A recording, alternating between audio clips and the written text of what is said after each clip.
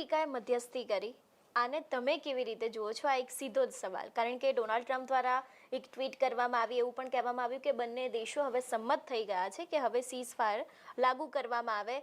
એ પછી ઉલ્લંઘન થયું, પરંતુ તમે આને સીધું જ કેવી રીતે જોઈ રહ્યા છો કે અમેરિકાએ મધ્યસ્થી કરી, એ પણ અચાનક જ મધ્યસ્થી કરવામાં આવી? એવું પણ કહી શકાય કે અચાનક પલટો આવી ગયો, જે ચાલતું હતું અત્યાર સુધી જે થતું આવ્યું હતું એમાં અચાનક પલટો આવી ગયો. તમે કેવી રીતે જોશો? જી ચોક્કસ, બહુ સરસ સવાલ છે આપનો.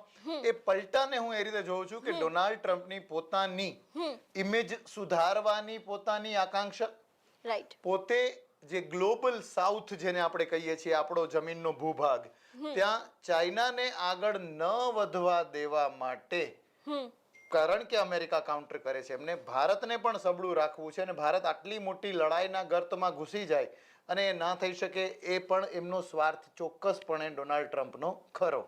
અને જે એમને મધ્યસ્થી થઈને, અને અમેરિકી મીડિયા તો ઘણી બધી અત્યારે વાતો કરે છે કે એમને કેટલાય એમના સ્વાર્થો, જેમાં નોબેલ પીસ પ્રાઇઝ ઓર વોટેવર થઈને આ ડીલ કરાવવાની ઉતાવળ હવે એવું ચોક્કસ હતું.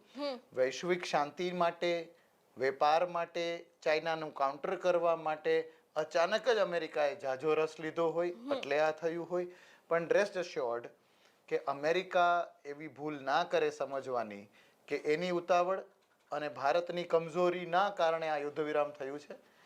એવી પણ વાતો જે આપણા દેશમાં થઈ કે પાકિસ્તાનના 4 ટુકડા કરવા છે, એનું નામ મિટાવી દેવું છે, એવું નથી. ભારત હંમેશા રિસ્પોન્સિવ રહ્યું છે અને એટલે આ રિસ્પોન્સિવ વાતનો સપોર્ટ કરતા કરતા ભારતે પણ આ યુદ્ધ વિરામને સ્વીકાર્યું.